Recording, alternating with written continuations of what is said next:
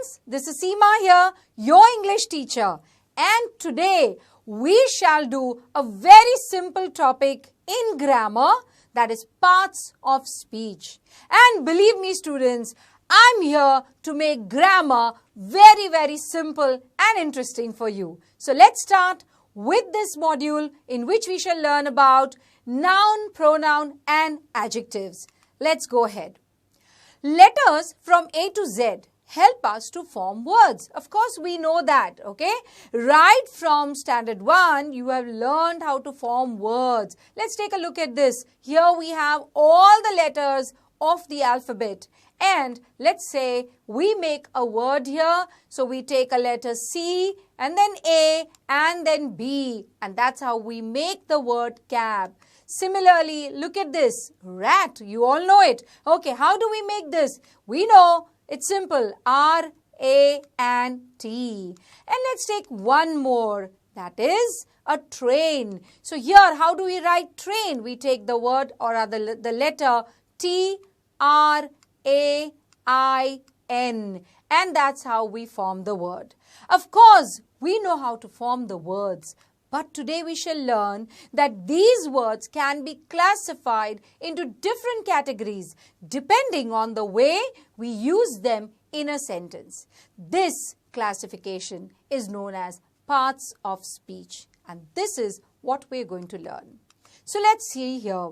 Basically, there are 8 parts of speech. And what are they? I'm sure you know them, students. But let's go ahead. Noun, pronoun, adjective, verb, adverb, conjunction, preposition, and interjection. So that's the 8 there. But a sentence can be sometimes incomplete without one more, that is articles. Let's take a look here with an example. John has book. Now students, we know that this doesn't sound correct. Why? Because there's something missing there. Now, let's see how it will sound correct. If we say, John has a book, or we say, John has the book.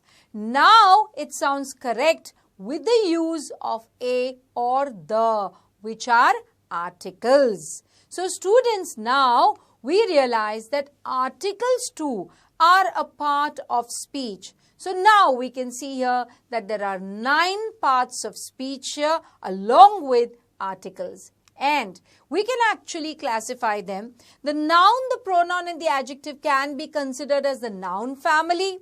The verb and the adverb can be the verb family.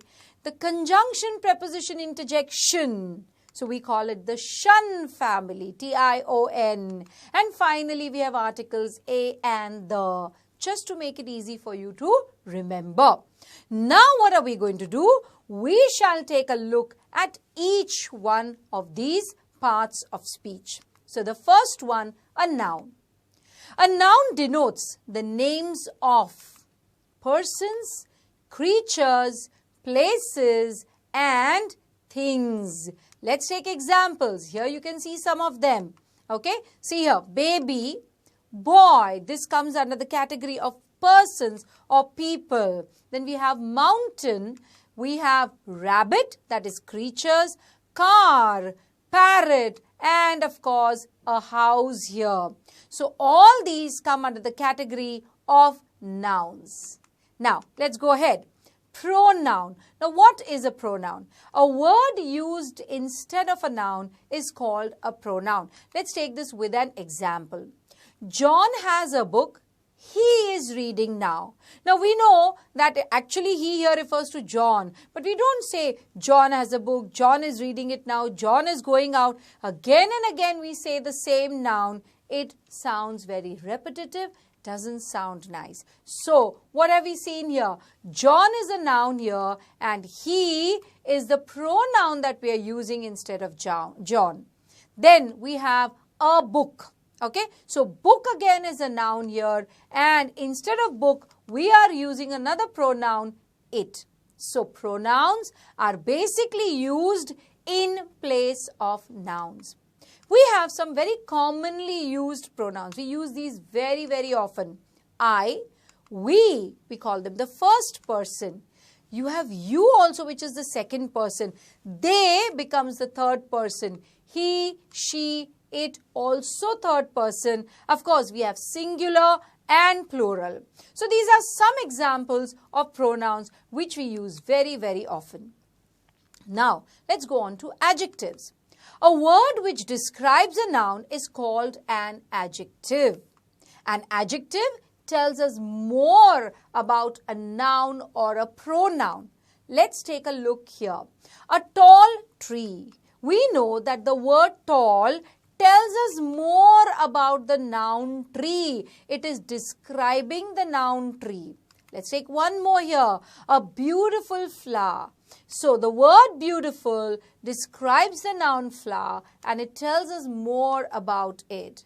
Then let's say a big building. Here again, the word big tells us more about the noun building. It describes the building. So the words tall, big and beautiful are adjectives. So students, in this module, we have learned noun, we have learned pronoun and we have learned adjectives. Let's see what we have in store in the next module. Thank you.